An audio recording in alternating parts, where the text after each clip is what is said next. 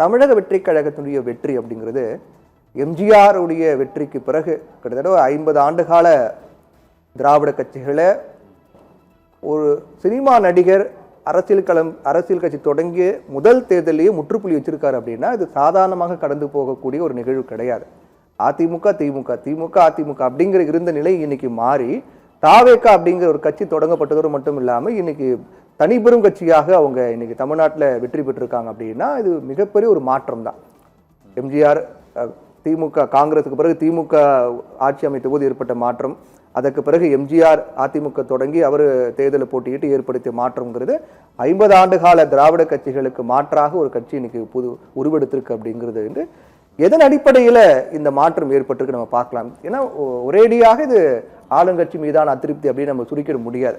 ஏன்னா 91, 96 காலகட்டத்தில் அப்போது அதிமுக ஆட்சியின் மீது இருந்த அதிருப்தியின் காரணமாக 96 நடைபெற்ற சட்டமன்ற தேர்தலில் ஒரு 4 இடங்கள்ல அதிமுக சுருண்டாங்க. அது மிகப்பெரிய ஒரு அதிருப்தி, அதன் வெளிப்பாடு அப்படின்னு சொல்லலாம். அதோடு ஒப்பிட்டு பார்க்கும்போது அந்த அளவுக்கான ஒரு அதிருப்தி அப்படிங்கிறது கிடையாது.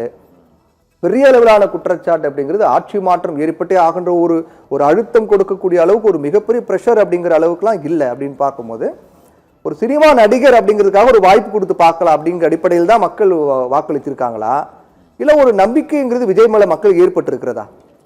இது நம்ம 2 விதமாக பார்க்கலாம். ஒன்று, எம்ஜிஆருக்கு பிறகு என்டிஆர் அதுபோல் ஒரு 1.5 வருடங்களில் ஆந்திராவில் வந்து அந்த ஆந்திரா மாநில கௌரவத்திற்கே ஒரு இழுக்கு ஏற்பட்டு விட்டது என்று அவர் ஆட்சியை கைப்பற்றினார். தமிழ்நாட்டை பொறுத்தவரை எம்ஜிஆருக்கு பிறகு இங்கு பல நடிகர்கள் அதை முயற்சி செய்து பார்த்தார்கள். அதில் விஜயகாந்த் ஓரளவு வெற்றி பெற்றார். ஆனால் விஜயின் இந்த வெற்றியானது இங்கே திமுக அதிமுக மேல் மக்களுக்கு ஒரு 50 ஆண்டுகளில் ஏற்பட்டுள்ள ஒரு சலிப்பு, ஒரு வெறுப்பு என்றது நாம அப்படி பார்த்தா கூட திமுக அதிமுக மீது மக்களுக்கு ஏற்படக்கூடிய சலிப்பு, போர் அடிச்சு போச்சு, இவங்க இதுதான் பண்ணுவாங்க அப்படின்னு தெரிஞ்சு போச்சு, ஒரு புதுசா ஒண்ணு வேணும், ஒரு புது மாற்றம் வேணும். அங்கதான் நாம் தமிழ் இருக்காரு, சீமான் இருக்காரு, புதிய ருசியை தெரிகிறார்கள். ஆனால் நாம் தமிழர் கட்சியின் சீமான் நடைமுறைக்கு ஒவ்வாத சாத்தியமில்லாத கொள்கைகளையும் திட்டங்களையும் அவர் கூறுகிறார். 6 மாதங்களுக்கு முன் ஒருவரை புகழ்ந்து பேசுவது, 6 மாதத்திற்கு பின் ஒருவரை இகழ்ந்து பேசுவது. அப்ப நம்ம இப்படி புரிஞ்சுக்கலாம். அதாவது திமுக அதிமுகவுடைய அந்த கோட்பாடு, அவங்களுடைய கொள்கை, அவங்க ஏற்றுக்கொண்ட தலைவர்கள், அதெல்லாம் எங்களுக்கு வேணும், ஆனா திமுக அதிமுக மட்டும் வேணாம் அப்படின்ற அடிப்படையில் அங்க விஜய் வராரு. அதே தலைவர்களுக்கு கொள்கை தலைவர்களாக கொண்டு அதே கொள்கை கோட்பாடோட கொண்ட ஒரு கட்சி வேணும், ஆனா திமுக அதிமுக வேண்டாம் அப்படின்னு பார்க்கும். அந்த இடத்துல விஜய் பொருத்தி பார்க்கும்போது அதையோட தொடர்ச்சியாக அதை ஏத்துக்கிட்டாங்க. இப்போ விஜயமானத்துல பெரியார் எதிர்க்கிறாரு, திராவிட கட்சிகள் எதிர்க்கிறாரு அப்படின்னு பார்க்கும்போது எங்களுக்கு திராவிடம் அப்படிங்கிறது எங்களுக்கு ஏற்புடையதா இருக்கு, நாங்க பெரியாரை ஏற்றுக்கொள்கின்றோம், பெரியாரை தலைவராக ஏற்றுக்கொண்ட தலைவரை நாங்க ஏற்றுக்கொள்வோம், ஆனா திமுக அதிமுக மாற்றா வேற ஒரு தலைவர் வரும்போது, வேற ஒரு நபர் வரும்போது நாங்க ஏற்றுக்கிறோம் அப்படி அந்த பேக்கேஜா அவங்க விரும்புறாங்க. பாத்துக்கலாம். உண்மை, அது வந்து புது ருசியை தான் மக்கள் வந்து விரும்புறாங்க. அந்த அதிகாரத்தை ருசி கொண்ட அதிமுக திமுகவின் தலைவர்கள், மாவட்ட செயலாளர்கள், அமைச்சர்கள், இவங்க எல்லாம் ஒரு ராஜா மாதிரி செயல்படுறாங்க. இப்போ குறுநில மன்னர்கள்னு சொல்றாங்க. அது மாதிரி ஒவ்வொரு மாவட்டத்திலையும் அந்த கட்சியோட மூத்த தலைவர்கள், அது திமுகவில் எடுத்துக்கிட்டாலும் சரி அதிமுகவில் எடுத்துக்கிட்டாலும் சரி, அவங்க ஏதோ ஒரு பெரிய அரண்மனையில் வசிக்கிற மாதிரியோ, மக்கள் எல்லாம் அவர்களுக்கு அடிமைகள் போலவோ, இவங்களிருந்து ஒரு பெரிய ராஜா மாதிரியே செயல்படுவது.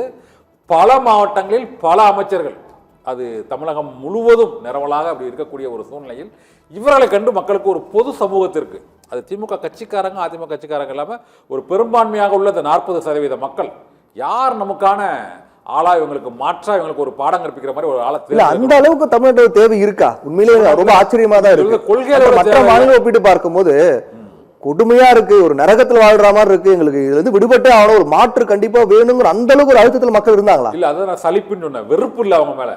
இந்த திராவிட கொள்கைகள் வேணும், மற்றபடி இந்த இப்போ உள்ள இது போன்ற இந்த பெரியார் அண்ணா இது போன்ற திராவிட கொள்கைகளை ஏற்றவர்கள், ஏற்றுக்கொண்ட தலைவர்கள், இது தவிர புதிய தலைவர்களும் அவர்கள் வந்து அஞ்சலி அம்மாள், பழனிச்சார் என்று சில பெண் தலைவர்களையும் அவர் வச்சிருக்கிறார். ஆனால் பெரிய தேவை மக்கள் பெரிய வெறுப்பில். அதாவது இப்போ நம்ம ரிசல்ட்லேயே பார்க்குறோம், 107 118 அவர் அடையலை.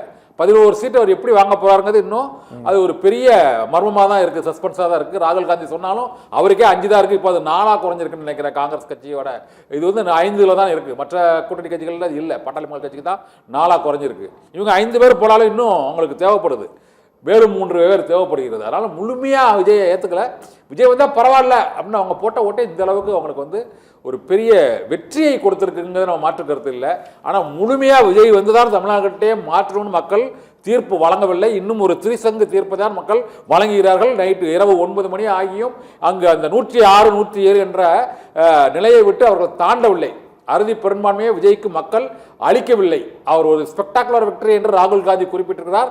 ஆனால் அது ஒரு கவனிக்கத்தக்க வெற்றி தானே தவிர ஒரு மிகப்பெரிய வெற்றி என்றெல்லாம் எடுத்துக்கொள்ள இயலாதுதான். அதாவது திமுக அதிமுகவுக்கு மாற்றா நாங்க விஜய் சப்போர்ட் பண்றோம், ஆனா ஆட்சி அமைப்பதற்கு அளவுக்கு நாங்க சப்போர்ட் பண்ண மாட்டோம் காட்டுது அப்படின்னு பார்க்கலாம்.